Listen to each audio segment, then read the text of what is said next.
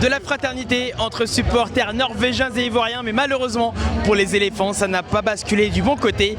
Bienvenue dans ce récap depuis Dallas.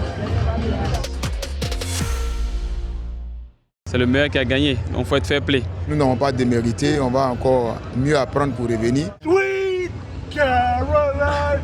Dallas, un univers impitoyable pour les éléphants. La Côte d'Ivoire éliminée au terme d'un match qui aurait été équilibré, très agréable à suivre, mais malheureusement à la fin cruel. D'abord, c'est Antonio Moussa qui avait ouvert le score pour les Norvégiens.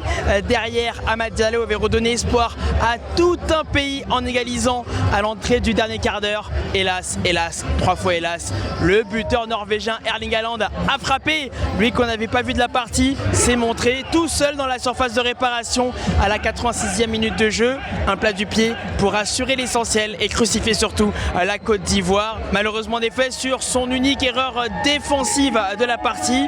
Amer pour les joueurs ivoiriens que je vous propose d'écouter. Le deuxième but a été trop facile à mon goût. On a laissé Haaland trop libre. Quand il laisse un attaquant de ce calibre tout seul, ça paye à la fin. Donc on a des regrets pour ça, mais c'est le foot, ça arrive. Si Erling Haaland en est déjà à 5 buts depuis le début de la Coupe du Monde, Kylian Mbappé en collectionne maintenant 6 après un doublé face à la Suède dans la large victoire des Bleus 3-0. Ça passe également pour le Mexique qui réalise un parcours parfait depuis le début de sa Coupe du Monde. 52 ans après, ça se fête. On se réunit pour célébrer notre victoire et on va continuer comme ça. Les léopards, on ne recule jamais, on avance. C'est l'endurance, la persévérance. On y va de l'avant. Ça, c'était l'ambiance mise par les supporters des Léopards du côté de Toronto.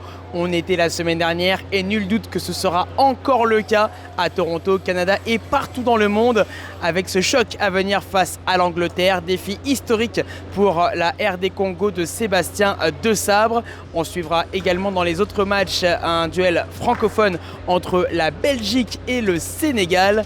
Et puis en fin de programme, les États-Unis, pays hôte, face à la Bosnie-Herzégovine. Voilà qui conclut ce récap. On s'est mis à l'abri, pour être honnête avec vous, dans le centre média ici à Dallas. Tellement il fait chaud dehors et tellement nos téléphones ont surchauffé. Alors on se retrouve du côté d'Atlanta. Il fera pas beaucoup plus frais, mais en tout cas, on sera là pour suivre la République démocratique du Congo. Ciao.